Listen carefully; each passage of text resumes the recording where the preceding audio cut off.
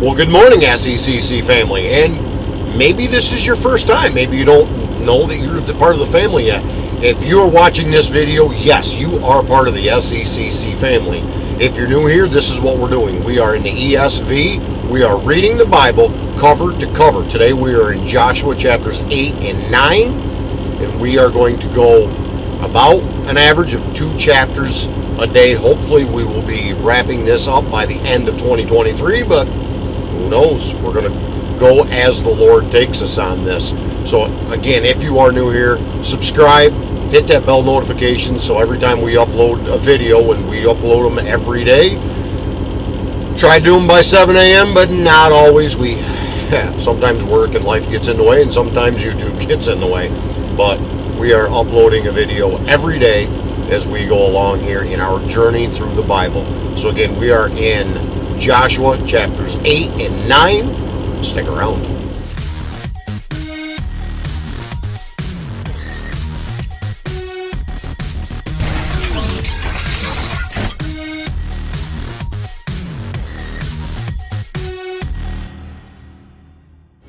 So let's get to it. Joshua chapter 8. And the Lord said to Joshua, "Do not fear and do not be dismayed. Take all the fighting men with you and arise and go up to Ai. See, I have given into your hand the king of Ai and his people, his city and his land. And you shall do to Ai and its king as you did to Jericho and its king. Only its spoil and its livestock you shall take as plunder for yourselves. Lay an ambush against the city behind it." So Joshua and all the fighting men arose to go up to Ai, and Joshua chose 30,000 mighty men of valor and sent them out by night. And he commanded them, "Behold, you shall lie in ambush against the city behind it. Do not go very far from the city, but all of you remain ready, and I and all the people who are with me will approach the city, and when they come out against us, just as before, we shall flee before them. And they will come out after us until we have drawn them away from the city, for they will say, 'They are fleeing from us just as before.' So we will flee before them. Then you shall rise up from your ambush and seize the city, for the Lord your God will give it into your hand. And as soon as you have taken the city, you shall set the city on fire. You shall do according to the word of the Lord. See, I have commanded you." So Joshua sent them out, and they went to the place of ambush and lay between Bethel and Ai, to the west of Ai. But Joshua spent that night among the people. Joshua arose in the morning and mustered all the people and went up, he and the elders of Israel, before the people of Ai. And the fighting men who were with him went up and drew near before the city and encamped on the north side of Ai, with a ravine between them and Ai. He took about 5,000 men and set them in ambush between Bethel and Ai, to the west of the city. So they stationed the forces, the main encampment that was the north of the city, and its rear guard west of the city. But Joshua spent that night in the valley. And as soon as the king of Ai saw this, he and all his people, the men of the city, hurried and went out early to the appointed place toward the Arabah to meet Israel in battle. But he did not know that there was an ambush against him behind the city. And Joshua and all Israel pretended to be beaten before them and fled in the direction of the wilderness. So all the people who were in the city were called together to pursue them. And as they pursued Joshua, they were drawn away from the city. Not a man was left in Ai or Bethel who did not go out after Israel. They left the city open and pursued Israel. Then the Lord said to Joshua, "Stretch out the javelin that is in your hand toward Ai, for I will give it into your hand." And Joshua stretched out the javelin that was in his hand toward the city, and the men in the ambush rose quickly out of their place. And as soon as he had stretched out his hand, they ran and entered the city and captured it, and they hurried and set the city on fire. So when the men of Ai looked back, behold, the smoke of the city went up into heaven, and they had no power to flee this way or that, for the people who fled to the wilderness turned back against the pursuers.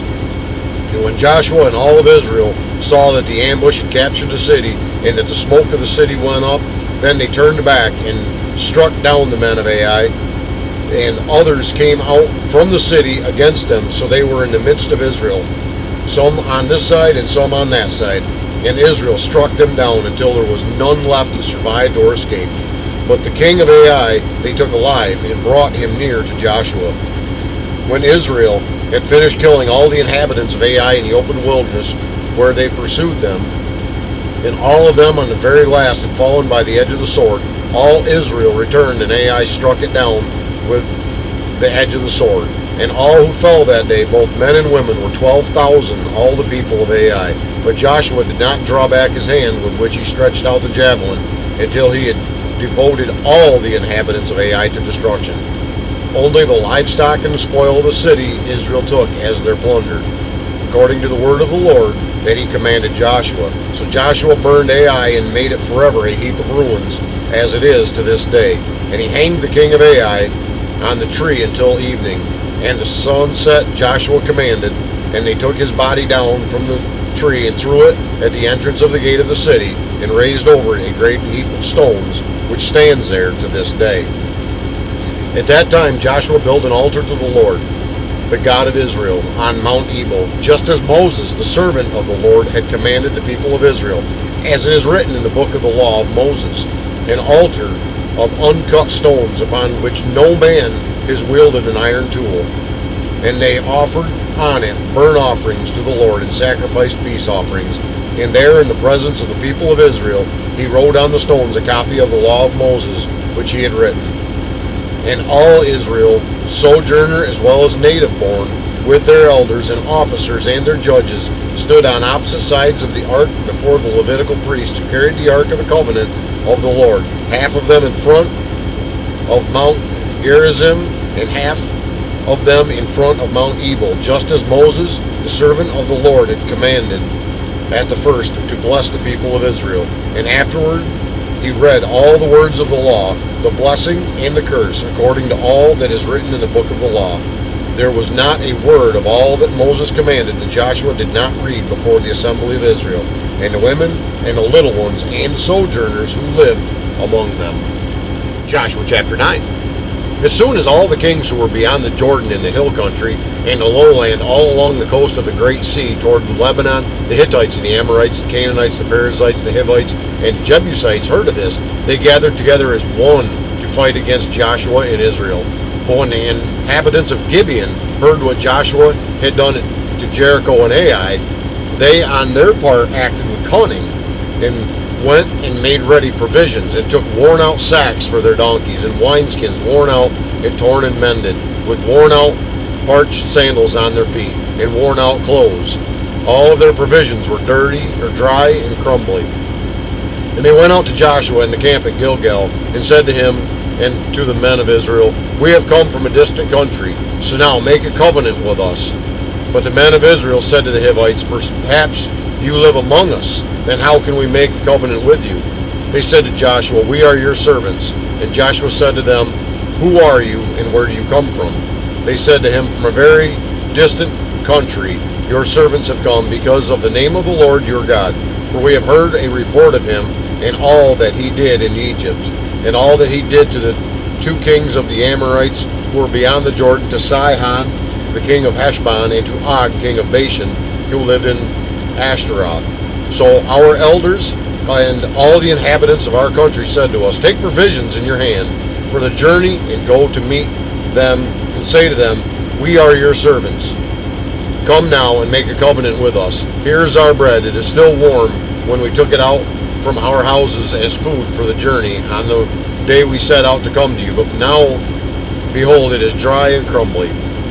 These wineskins were new when we filled them, and behold, they have burst. And these garments and sandals of ours are worn out from the very long journey. So the men took some of their provisions, but did not ask counsel from the Lord. And Joshua made peace with them, and made a covenant with them to let them live, and the leaders of the congregation swore to them.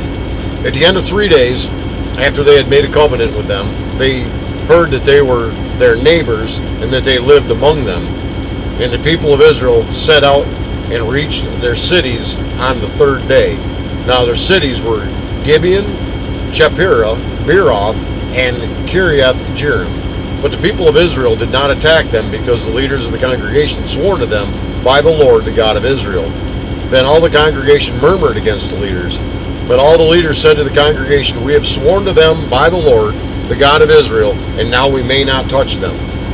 This we will do to them. Let them live, lest wrath be upon us, because of the oath we swore to them." And the leaders said to them, "Let them live." So they became cutters of wood and drawers of water for all the congregation, just as the leaders had said of them. Joshua summoned them, and he said to them, "Why did you deceive us, saying, 'We are very far from you,' when you dwell among us? Now therefore you are cursed, and some of you shall never be anything but servants, cutters of wood and drawers of water for the house of my God." They answered Joshua, "Because it was told to your servants for a certainty that the Lord your God has commanded his servant Moses to give you all the land and to destroy all the inhabitants of the land before you. So we feared greatly for our lives because of you and did this thing. And now, behold, we are in your hand. Whatever seems good and right in your sight to do to us, do it." So he did this to them and delivered them out of the hand of the people of Israel, and they did not kill them. But Joshua made that day cutters of wood and drawers of water for the congregation and for the altar of the Lord to this day in a place that he should choose. That brings to an end our reading today of Joshua chapters 8 and 9. Lord willing, YouTube willing, and work willing, and all that stuff, we will be right back here again tomorrow morning as we dig into God's holy word farther and farther. We are on a mission to go cover to cover. We have made it to Joshua, and no telling, hopefully we will get through it again by the end of 2023. But until we get together again tomorrow, I would ask that the Lord would richly bless you. Yes, you. Have a good and godly day, and I will see you tomorrow.